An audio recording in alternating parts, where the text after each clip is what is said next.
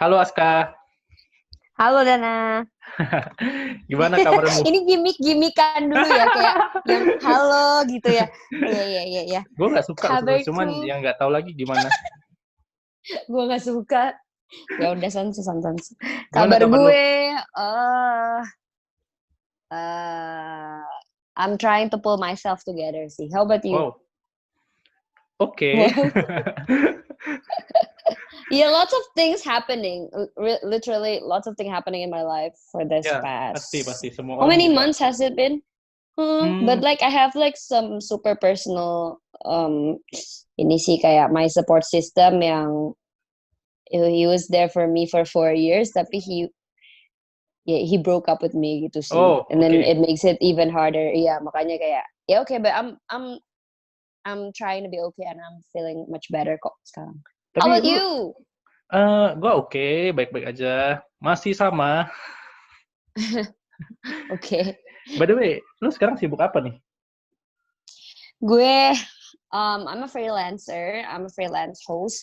Heeh. Kemarin sudah mulai kayak trying to apply to freelance position. Alhamdulillah dapat di satu media besar gitu, Oh media ya? internasional. But gue masih trial karena mereka suka sama porto gue, mereka suka sama my casting video. Tapi I have never had any similar experience yang kayak gitu before. Jadi mereka kayak minta boleh nggak trial sekali sebelum kita decide mau masuk apa enggak gitu. Jadi Terus apa aside tuh? from that, jadi video reporter. Video reporter. Oh, AKA host gitu sih. Tapi hmm. ini medianya bukan media yang daily basis, medianya tuh yang mirip-mirip Vice gitu, yang documentary, in-depth Hmm. story kayak gitu. Memang I think that's kesukaan for lu me ya? sih. And medianya fokus sama social issue aja, Wow. kayak ya discrimination, religious discrimination, terus racism, terus health, environment, banyak sih kayak gitu. Terus itu kan cuman side-nya ya. Kalau full time-nya gue full time singer songwriter. Gue sebentar lagi nih bulan depan ini gue lagi siap-siap debut sama trio gue, Wow. sama anak-anak The Voice. Tadi gue ada lihat lu Uh-uh. Zoom konser ya? Ya itu bukan Zoom konser, kayak ngisi acara aja sih. Ngisi acara ya? Tapi Mm-mm. banyak yang suka kayaknya. Alhamdulillah lah kalau gitu. Boleh cerita dulu nggak sih? Lu nih pernah ikut The Apa? Voice kan? Gua ada Iya. nonton video lu di YouTube. Pas Terus lu gimana? ikut audisinya, Terus gimana menurut lo? blind audition kan? Jadi Heeh, mereka heeh. dengerin suara lu tanpa lihat siapa yang nyanyi. Iya, Di betul. situ eh gua nggak tahu sih lagu yang lu nyanyiin itu apa, tapi jujur pas gua denger lagu lu itu gua langsung tertarik. Suara lu Asik. wow. Lo bangga nggak punya teman kayak gue? Wah, bangga dong, bangga gua. Pasti, pasti. Itu lagunya Dan Jackson 5 of course. Kenapa? Dan gimana? dan dari ada 5 juri, 4 oke. Iya kan? Iya, iya. Jadi 4 oke dan gimana sih perasaan lu waktu itu? Gue itu kan pertama kali ya, jujur gue ikut ajang besar kayak gitu. Heeh. Terus selama karantina tuh memang the pressure is on, yang kayak orang-orang bilang kayak yang lain tuh udah pada gue tanya, lo ikut keberapa kali? Ini gue udah ke-7, ada yang kayak gitu. Oh Ini ya? gue udah ke-4, gue udah ikut ajang dari gue kecil. Terus kayak, iya The Voice susah sih, tricky. Ini gue aja tahun lalu nggak lolos, tahun ini makanya ikut lagi. Pada kayak gitu kan. Terus gue kayak, aduh gimana gue yang kayak kagak pernah ikut ajang-ajangan kayak gini, karena ajang TV sama konser musical or whatever itu kan beda ya sama yang off air. Iya, beda banget ya. TV is yang dicari ya whole package, ya look, ya story, ya of course quality. Ya kalau lu nggak Ya menonjol nggak udah, mungkin masuk di YouTube dia juga ya. iya exactly. Makanya gue kayak pas di sana I got nothing to lose, dan gue memang tipe orangnya gue ambisius dan parah. Oh iya. Gue ambisius tapi gue nggak kompetitif kayak rese gitu. Gue Hmm. ambisius, tapi gue bantu orang lain untuk ambisius juga. Oke, lo ambisius sama, yuk bareng-bareng sama gue ambisius. Ada kan orang ambisius yang tipenya ngejatuhin orang lain. Bukan Nah, ngejatuhin gue sih, nggak nggak mau suka. bantu mungkin.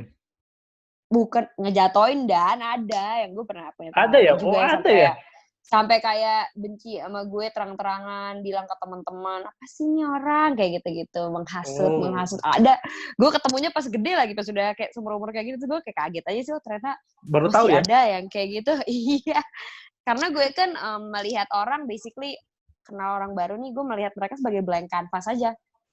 Ini orang baik apa nggak baik sama gue gitu. Yoi. Ya kalau baik, kalau asik, ayo gitu. Gue nggak ngeliat lah. Gue respect kalau lo punya banyak prestasi di masa lalu. Lo pernah tampil depan Mr. President, lo pernah ikut kompetisi dunia terus lo menang. Gue It's respect okay all ya. that. Tapi in a way gue juga nggak masalah kalau lo misalkan backgroundnya lo datang lo lulusan SMA doang. Lo datang dari yang unfortunate family or whatever. Jadi gue bener-bener kayak gue mau temenan sama lo karena lo gitu. Gue orangnya kayak gitu. Jadi gue selalu bawa attitude itu kemanapun gue pergi, termasuk kompetisi.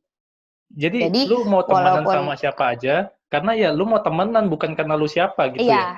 iya, dan gue biasanya temenan sama orang juga ngecek vibes gitu sih, dan kayak emang ada yang dia baik tapi vibes-nya nggak masuk sama gue nih, kayak topiknya nggak masuk sama gue. Terus Beda struman. ya beda apa ya, kayak Nggak beda cocok aja energi gitu. mungkin. Iya kan, and Walaupun some things are unexplainable ya. ya mungkin dia baik tapi ya gue nggak cocok aja rasanya kayak gitu ya. Ya, cuman ya of course gue tetap jadi teman dan gue tetap treat him or her with respect. Cuman ya kadang gue terkesan gimana? Balik lagi ya ke tadi. Lu kan nyanyi itu pede banget tuh gue lihat. Pede banget, sangat pede. Tapi itu kan juri nggak ngelihat lu nyanyi, cuma denger. Dan lu nggak lihat ekspresi juri pas lu nyanyi. Nah pertanyaan gue, kok lu bisa sepede itu? Dalam pikiran lu pas nyanyi itu ada nggak sih lu mikir kayak, ini juri bakal vote gue nggak ya? Gini, itu lanjut sama cerita yang tadi sih sebenarnya, kayak karena gue punya attitude kayak gitu, gue punya attitude juga nothing tulus. Karena gue santai di sini. I always try to enjoy the process. Ini apa nih? Ada chat. Beda frekuensi. Todo kalau mau join aja gak apa-apa. Santu mau nyaut-nyautin juga gak apa-apa. Iya, nyaut-nyautin boleh lah.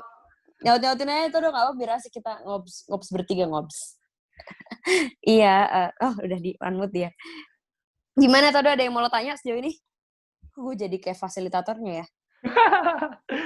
Lo itu kayaknya anak Jaksel akut ya?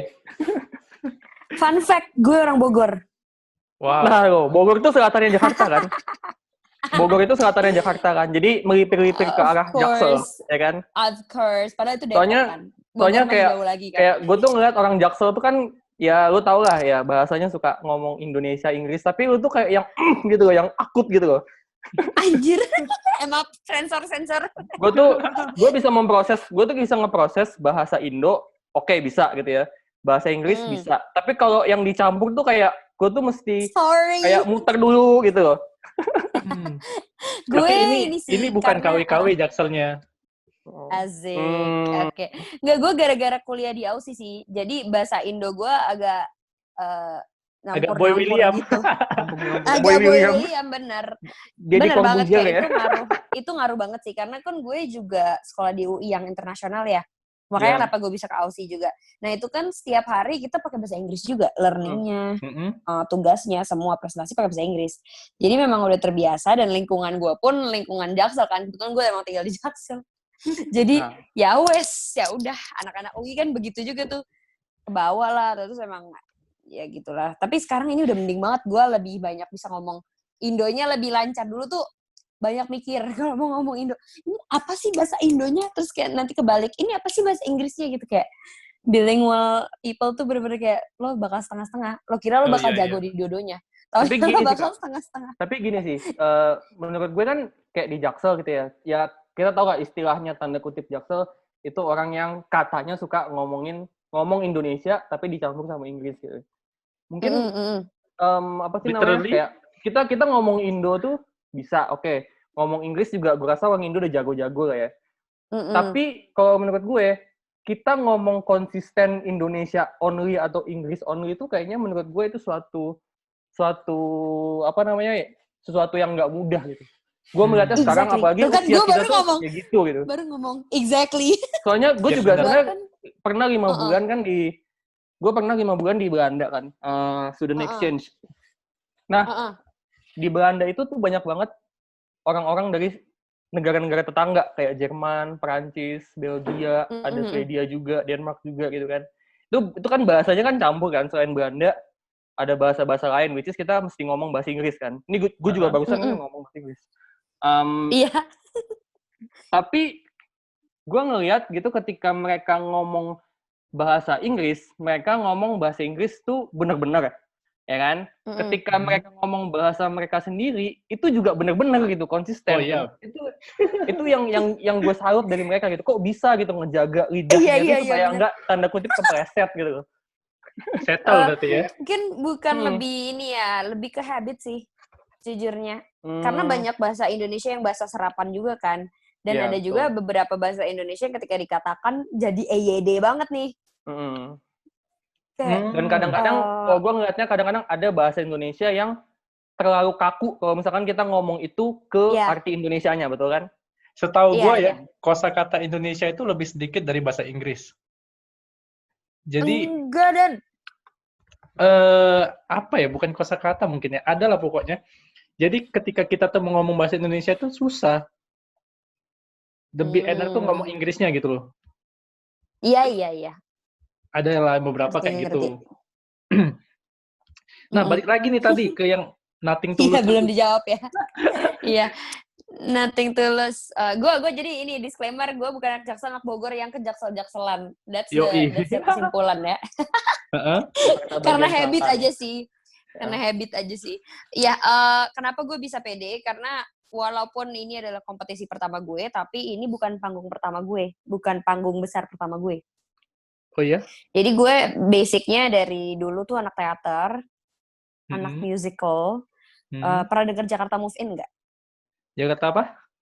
Jakarta Move In yang produksi Sherina tahun lalu. Jakarta Move Musikal In, petualangan baru Sherina. denger sih gue. Adalah itulah. Dia produksi musikal-musikal di Indo. Gue salah satu cast-nya untuk tahun 2015. Terus dari SMA, gue udah ikut teater. Jadi memang gue suka dunia-dunia performing arts. Gue juga udah ikut lomba-lomba yang as in lomba nyanyi level kota gitu, provinsi kayak gitu. Tapi nggak pernah tuh yang on air. Jadi I think justru yang menaruh impact sangat besar di gue adalah pas mulai masuk project musikal sama performing arts sih. Karena kita berbeda dituntut untuk kayak gini sesimpel. Kalau di Jakarta Moving tuh ada kayak kalau suruh baris nih, anak Jakarta Moving tuh harus rebutan ada di depan. Jangan kayak lo aja gitu. Nggak, itu attitude Siapa yang basic. duluan gitu ya? Iya, harus rebutan untuk ada di depan, harus langsung isi. Lo tuh anak move in gitu, lo tuh anak musikal, lo harus pede. Jadi memang gue udah kena grooming lah istilahnya, tapi in a good way ya. Rebutan itu harus ya, oke. Iya. Maksudnya bukan rebutan yang sampai kayak gue, enggak.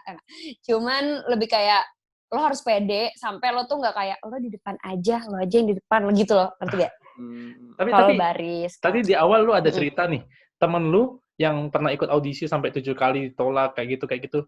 Lu nggak ngerasa takut gitu? Maksudnya rasa nggak pede itu pasti ada lah ya. Tapi pas lu di atas panggung itu kayak lu bener-bener nothing tulus banget. Gimana ya? I think it's an acquired skills juga untuk bisa sepede itu. Ntar deh gue cerita banyak. Kalau lo mau tahu, gue dulu kan sempat dibully. I struggle a lot with accepting myself, my body. Sampai mungkin nanti akhirnya ya gue itu di titik ini. Nanti aja. Tapi intinya gue bisa nothing tulus karena pengalaman gue sih. Dan ya udah itu. Tapi waktu itu pas gue dengerin komentar juri nih. Kan ada yang nanya, lu tuh sekarang kesibukannya tuh apa? Dan lu jawab kan lu kerja di LSM Perlindungan Anak sama videografer binatang. Iya. Itu masih sampai sekarang? Kemarin kan full time gue resign tuh gara-gara mengejar musik. Cuman ketika lo kerja di NGO, ketika lo kerja untuk isu sosial, isunya tuh akan melekat terus, value-nya akan melekat terus sama lo kan. Jadi in a way, walaupun gue udah resign, tapi gue masih tetap aktif. Kayak misalnya gue jadi duta nih untuk, ya in a way duta lah misnya, untuk komunitas permainan tradisional. Tapi kalau dibilang kerja, udah nggak kerja full time. Cuman gue masih melakukan aktivitas sosial itu, masih Tapi lu memang berkampanye. suka kan? memang suka Iya, dengan gue suka. aktivitas sosial itu. Mm-mm, Jadi, suka. Dari kecil. lu ini kan sempat kerja nih, kerja kantoran, dan lu mungkin ngerasa itu bukan satu passion lu, dan lu keluar, lu masuk ke Mm-mm. sini langsung Ke menjadi yang aktivis sosial ini di LSM. Oh, jadi gue tuh jauh sebelum kerja korporat dari SMA, gue udah ada organisasi sama Terlibat, teman-teman gue. udah terlibat ya berarti ya. Gue sudah dari kecil memang udah terlibat di isu sosial. Nyokap gue juga kan Oh, nyokap gue banyak proyek sosial juga. Jadi dari I think dari gue kecil, ketika gue melihat isu sosial tuh, I thought everybody should do that. Ngerti nggak? Yang kayak ya ya ya. it's just my life gitu. Dari kecil gue sudah dibiasakan ya ikut ke panti, ya ikut nyokap gue baksos, ikutan jual-jualin baksos, terus nyokap gue sibuk yayasannya kerja sama dokter-dokter di Indo gitu, tahu operasi bibir sumbing gratis, terus kayak gue Heeh, ikut nemenin gitu. heeh. Dari kecil tuh udah terbiasa itu sama hal kayak gitu. Jadi I thought, oh, this is what everybody should do gitu. I thought everyone do this. Nah, Jadi when it comes to isu sosial itu udah comes naturally aja. Jadi gue mencari sendiri pada ujungnya ketika gue SMA. Gue mau ikut organisasi ini sampai kuliah juga. Gue mau daftar jadi volunteer di sini. Kayak ya udah, it's something that I like doing and I like to help people juga sih. tapi lu sangat happy. Yang penting lu happy Iya. kan dengan hobi lu ini. Mm-mm. Nah, tapi ya di anak muda ini sebenarnya banyak ya isunya. Kayak mereka baru lulus cari kerja karena mereka ingin coba. Karena mereka pengen dapat penghasilan sendiri dan lain-lain. Sedangkan sebenarnya Mm-mm. mereka tuh punya passion tersendiri, dan ketika mereka tuh langsung terjun ke passion itu belum tentu itu langsung menghasilkan kan. Lu paham Iya. maksud gua di sini. Nah, Gue tapi lagi di situ. yang gua lihat dari lu ini ya lu yang orang yang berani masuk ke passion lu langsung Mm. terjun gitu. Mm-hmm. Itu memang lu nekat aja atau memang Uh, karena lu udahlah pokoknya gua di sini aja lah, berhasil atau nggak berhasil nggak apa-apa, yang penting gua happy kayak gitu. Sejujurnya gue memang punya attitude itu. Satu itu. Oh ya. Dua, tapi gue pun gak akan melakukan hal ini kalau jujur gue gak punya privilege. Oh. Gue terlahir di Benar-benar. keluarga yang ada privilege ketika. Jadi Iya, ketika iya. gue mau eksperimen dengan hobi gue, ketika gue mau eksperimen, oke, gue mau coba tahun ini bisa nggak jadi full time musician, bisa nggak Heeh, hidup dari heeh. freelance hosting. Tentu gue agak malu sih ngaku ini, tapi ya gimana dong? Tentu orang tua masih bantu-bantu dalam Artinya hidup gue gitu. artinya yang lu Hmm? lakuin ini nggak sembarangan, terukur dong. Iya. Iya kan? Iya kan? Dan gue sudah konsul juga ke orang tua kayak, gue mau jadi ini nih gimana ya. Gue tuh sempet nggak mau resign dulu di yang kerjaan gue yang setelah yang sama lo ya, dan Iya, ya, gue oke. tuh kayak itu tuh pada saat itu either extend contract atau keluar buat ngejar The Voice, karena kalau gue tuh ngerja di divisi media relations officer / PR-nya juga lah sama, dan gue one man show di situ. Jadi ketika gue izin misalnya buat karantina seminggu, itu nggak ada yang backup kerjaan gue sama sekali. Oh I had ya? no team. Iya, Lu jadi bos sendirian gue berarti? nawarin. Exactly, jadi bos gue nawarin, iya kamu kalau mau kejar The Voice ya resign gitu kan. Gue tuh udah kayak, nggak usah deh, nggak usah ambil, ntar uang gimana ngerepotin ortu, gini, gitu kan. Terus bos gue bilang gini, Aska, bukan posisi apa ya, kesempatan kayak gitu gak datang 2 kali. Karena lo tau dari audisinya aja udah seluruh Indonesia yang beribu-ribu gitu kan. Itu tuh awalnya kenapa gue bisa milih, oke, udah ayo full time di music gitu. Karena itu bos gue sih, salah satu penguatnya adalah bos gue kayak, kalau kamu memang, kan kantor gue yang dulu juga kekeluargaan banget sih sebenarnya. Kalau kamu Iyalah, memang iyalah. merasa, kalau kamu memang merasa nggak berhasil di musik, nanti kamu ingin balik ke kita akan selalu terima kamu, bilang kayak gitu. Oh ya? Cuman sayang banget kalau kamu nggak ambil ini, dibilang. Dan coba ngomong ke ayah kamu, gue tuh worry banget, gimana ya? Gue pasti punya 2 adik kecil kan. Gue juga Oh belum ya? sukses Lu banget lu sekarang kan. anak Iya. pertama atau anak berapa? Gue anak pertama. Anak pertama? Anak pertama. Uh-uh. Oke, gue tahu Terus rasanya. kayak, cuman adek gue yang cowok udah bisa cari uang sih. Oh ya? Terus, Ngapain tuh? iya. Dia kan ini IT juga kayak lo. Oh, bisa coding dong berarti? Dia udah proyekan kemana-mana. Anyway, Heeh. ya udah, jadi gue kayak aduh gimana ya. Terus bos gue yang bilang, ayah kamu pasti ngerti this is what you like doing kan. Karena keluarga gue pun juga passion oriented orangnya. Alhamdulillahnya I ya. see. Jadi ya udah, dan ternyata gue ngomong ke beliau, mereka masih kayak mau dukung, ya udah selagi kita bisa gitu. Makanya gue juga gak enak kan kalau lama-lama gini terus. Kemarin kan gue lumayan ada penghasilan tuh ya, walaupun gak seberapa gitu. Tapi sekarang kan gara-gara pandemi nih langsung bener-bener ini bakar duit jatuhnya sekarang gue, karena kan mau siapin debut kan butuh banyak uang ya. Kayak uang Tapi tabungan pakai. gue Terus penasaran, jadinya gimana? gimana sih ceritanya lu bisa di The Voice itu? Audisi dan gimana lagi dan Bukan, maksud gue apa ya? Tadi kan lu bilang ada cerita nih, bos lu. Karena bos lu. Kok bisa? Oh, Maksudnya bos lu tuh enggak. Jadi gini, merekomendasikan. gue udah enggak. Gue jadi udah dapet info kayak apa ya? Gue I wanna career break, mau career breakthrough lah istilahnya. Gue kalau Iya. emang mau musik coba aja deh iseng, karena gue dari dulu emang udah disuruh sama orang-orang, ikut aja tuh idol, ikut aja tuh ini. Gue tuh kayak enggak, gue takutnya kalau gue jadi anak ajang, guenya berubah gitu, takutnya kan. Takutnya ya. Terus iya, gue ada idealisme kayak gitu tuh. Kayak gue mau coba indie aja gitu kan. Taunya ternyata tidak semudah yang gue kira. Jadi gue kayak, I think I need more exposure deh buat di sini. Karena ketika gue di Aussie, jujur gue sedih sih gue harus pindah ke Jakarta lagi sebenarnya. Karena Iya? I had everything. Job nyanyi Apa tuh? lancar, job nyanyi lancar, job biasa yang isu sosial lancar gitu kan. Waktu di Aussie tuh gue udah hampir dapet Karena kerja full lingkungan time. support gak sih?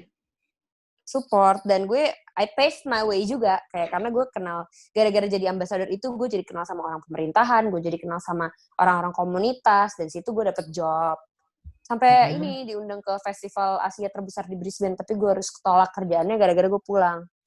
Oh, Udah sayang sampai banget ya. level itu, makanya gue kayak pas pulang tuh kayak ya orang tua gue mau gue kontribusi lah istilahnya buat bangsa ini gitu kan. Emang kalau dilihat-lihat keluarga gue emang cukup nasional sih. Terus ya udah akhirnya gue juga lumayan gimana ya biar gue dapet more exposure. Terus ada audisi The Voice, mana gue ngefans banget sama Isyana Sarasvati dan jurinya si Kak Isyana itu. Ya, Terus gue kayak I know. oke, udah coba aja. Terus ada tiba-tiba ada yang nge-DM gue, temen gue. Dia tahu dari salah satu grupnya dia yang nyebar invitation VIP The Voice audisi. Jadi nggak usah ngantri-ngantri itu. Tahap 1. Dia langsung inget gue. Terus kayak, Aska cobain. Oke, akhirnya gue dateng tuh ke kantor izin kerja tuh. Dateng ke kantor GTV. Gue audisi.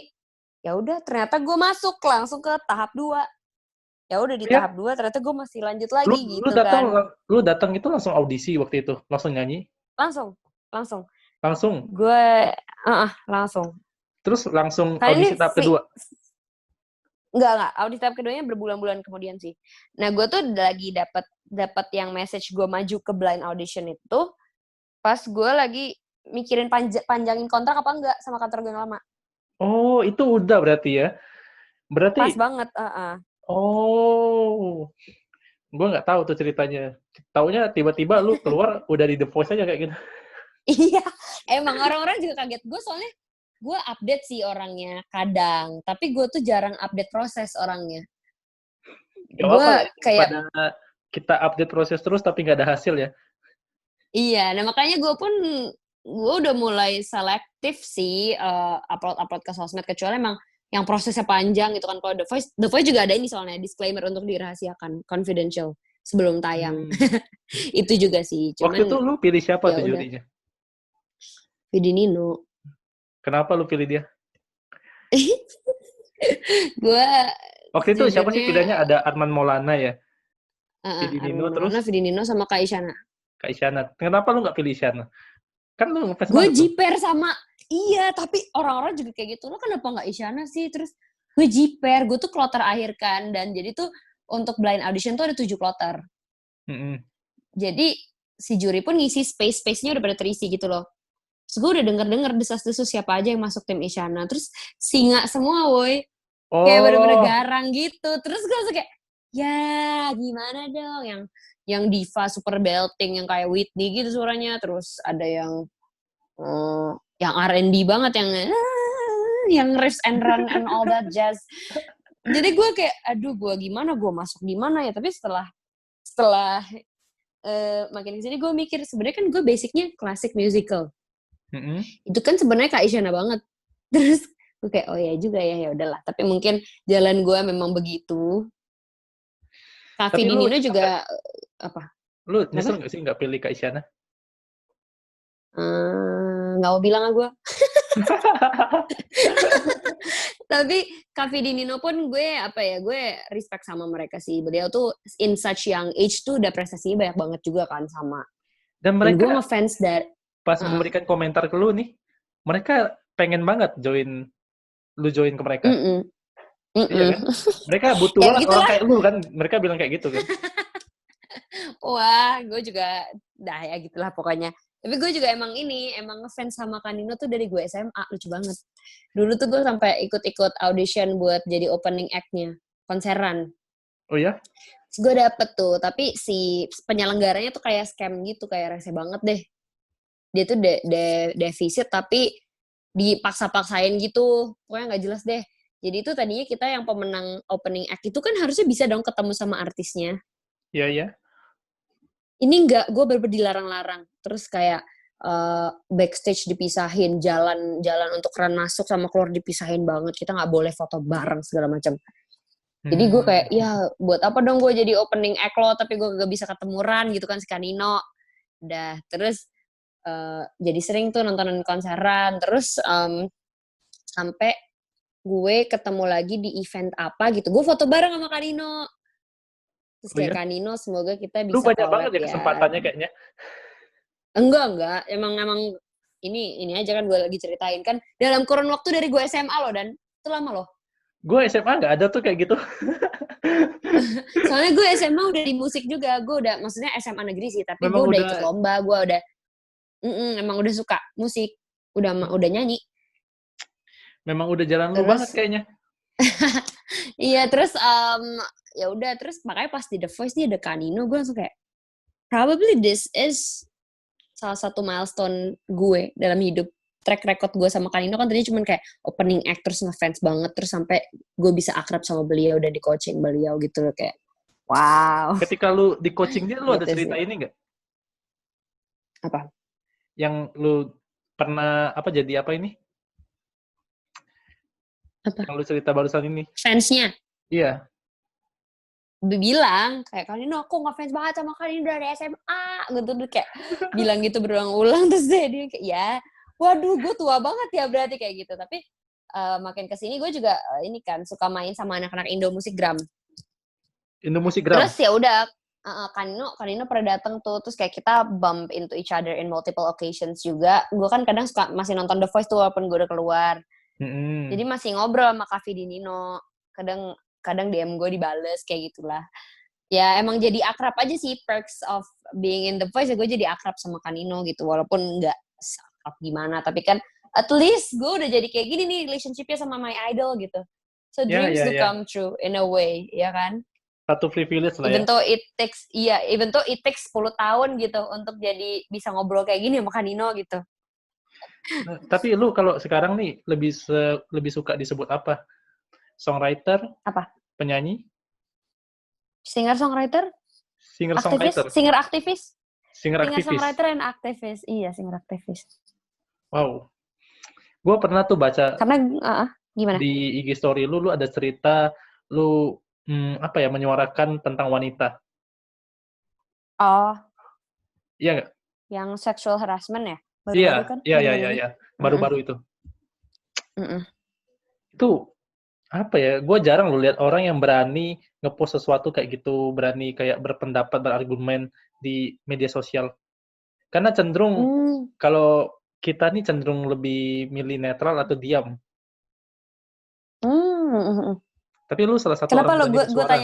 Gue tanya dulu. Kenapa lo pilih netral atau diam, Dan? Sebenarnya kalau ditanya kenapanya, pengaruh lingkungan. Ada nggak sih temen lu yang kayak, lu sosokan, lu ngerti apa sih? Paham maksud gue. Ada lagi kayak, lu sok pinter banget sih. Kayak gitulah pokoknya. Ada perkataan-perkataan jadi getting discouraged ya? Iya. Padahal kita tuh punya semangat, ketika kita denger itu langsung padam semuanya. Iya. Gimana nih? Todo kayak punya pengalaman nih. Dia langsung unmute nih. Mau Iya, cerita. kenapa nih? Enggak, sebenarnya tadi kan Coba. soal kayak ada isu sosial terus pada discourage ya. Sebenarnya ada satu lagi kubu sih. Kubunya namanya kubu males. Kayak cuek gitu loh. Oh, ini kubu ini pasti kubu which is jujur introvert ya? menurut gue itu gue gitu. Iya. Ya maksudnya cuek kan Oke. juga ada apa sih namanya? Ada alasan gitu ya. Kadang-kadang ada juga yang oh ini buat cewek doang, berarti cowok nggak usah gitu. Terus ada juga yang memang benar-benar males gitu. Ada juga yang mungkin sibuk. Emang pas lagi kejadian itu dia lagi sibuk gitu. Jadi kayak nggak terlalu musingin itu gitu. Gue sih baca satu quote menarik sih, kayak intinya tentang adalah orang tuh punya porsi masing-masing. Kayak misalkan gini, gue aktivis binatang, misalkan gue aktivis animal welfare, misalkan kayak gitu. Iya. Gue nggak mesti itu practicing zero waste life. Walaupun kalau gue mau ya gue bisa aja, tapi lo tuh nggak diharuskan lo practicing zero waste life. Karena orang punya porsinya masing-masing gitu. Sama halnya kayak misalkan untuk lo bersuara atau lo nggak bersuara ya, sebenarnya terserah lo, balik lagi ke individu masing-masing. Cuman gue menjadi salah satu yang bersuara adalah pertama karena lingkungan gue pun bersuara. Jadi awalnya juga berangkat. Gue tuh dari dulu nggak pernah bisa stand up untuk diri gue sendiri. Sampai gue ke Aussie, gue menyadari kalau slut shaming is not okay, body shaming is never okay gitu. Itu efek banget ke mental health gue. Kayak gue dibilang apa sih? Kamu pakai baju sesimpel gitu aja deh, kayak kamu kok bajunya kayak gini banget sih, kayak cewek nggak bener gitu. Mungkin itu celetukan biasa nggak sih? Tapi gue dapatkan itu dari gue kecil. Tapi apakah gini? Kalau yang ngomong itu adalah salah satu teman terdekat lu? Apakah itu jangan jadi ke teman sesuatu terdekat, yang yang ngomong anggota keluarga gue. Oh, anggota keluarga ya? Dan itu lebih hancur lagi sih dari sekedar temen menurut gue. Wow. Ya udah, kayak I think mungkin my family member juga nggak aware kalau di generasi kita itu, kita udah aware kalau itu ruin our mental health gitu. Tapi mungkin mereka nggak tahu. Gue kayak gue punya opini bahwa kan tadi kan lu juga cerita kan lu pernah dibully kan waktu kecil kan. Justru buat gue orang-orang yang dibully itu justru nanti pada akhirnya dia yang kayak ibaratnya tanda kutip kayak dia terbang di langit gitu, tanda kutip. Justru dia tuh yang lebih naik gitu. Karena kayak dengan lu dibully, lu tuh belajar gitu. Gue juga kan gue juga pernah dibully gitu. Tapi gue lama-lama mikir bahwa gue dibully itu gue upgrade gitu loh. Iya, kayak karena dapat sesuatu nih gitu kan, terus gue belajar. Gue malah jadi lebih dari mereka yang dulu ngebully gue. Kayak mereka tuh jalannya tuh jadi kayak straight forward gitu loh. Sedangkan gue yang turun ke bawah, gue jadinya tahu gitu, ibarat kalau turun ke bawah itu cara naiknya gimana gitu kan. Orang yang jalan nggak naik kan dia nggak akan tahu cara naik tajam itu gimana sih. Nanti gitu nggak sih salah satu alasan gue dibully, salah satunya ya adalah karena gue bahasa Inggrisnya jago. Apa? Karena gue bahasa Inggrisnya jago. Dulu. Itu padahal gue merasa gue nggak jago ya. Gue nggak jago. Tapi ngerti kan, gue masih di lingkungan sekolah yang mungkin belum terbiasa Indo banget orang ya. yang. Tapi kalau kita pikir-pikir ya, sebenarnya orang itu bully karena mereka itu sebenarnya iri. Termasuk orang yang bilang bahasa Inggris lu jago. Iya, bisa jadi. Gue bilang bahasa Inggris gue jago, karena gue gak jago waktu itu, ngerti gak? Cuman I was above average gitu. Cuman gue jadi heran, kalau aja gue gak di-expose dengan lingkungan gue yang sekarang gitu, gue mungkin akan berpikir, emang sejelek apa sih kalau gue ngomong bahasa Inggris? Kok kayaknya hina banget gak sih kalau orang ngomong bahasa Inggris gitu? Emang kenapa sih gitu? Mereka bilang lu jago bukan karena lu jago mungkin, tapi karena mereka aja nggak bisa mungkin ya. Iya, orang-orang mau belajar kok kalau halang-halangin sih, kalau lo guilt tripping lah istilahnya namanya ya, yang kayak lo kata-katain sampai kayak orang itu nggak termotivasi lagi gitu. Itu kan namanya guilt trip. Itu yang sering terjadi kan. Termasuk yang tadi gue bilang sama kan, halnya misalnya kita mau bersuara tapi karena ada orang yang ngomongin kita terus, kita jadi malas lama-lama. Nah, makanya gue sih merasa karena lingkungan gue mengempower gue untuk bicara, lingkungan gue memfasilitasi gue untuk bicara, dan gue sudah dilihat sebagai, walaupun positif negatif mungkin sama orang, tapi gue sudah dilihat sebagai aktivis dan gue di situ punya power untuk influence orang. Makanya gue ngomong, karena supaya bukan orang-orang kayak lo aja ya, tapi orang-orang yang merasa gue mau ngomong tapi gue takut, aduh gue pengen banget speak up tapi nanti gue diledekin gitu. Gue merasa gue pengen dia merasa gini, ini topik normal loh diomongin, ini tuh problem yang sebenarnya ada di kita loh, dan banyak orang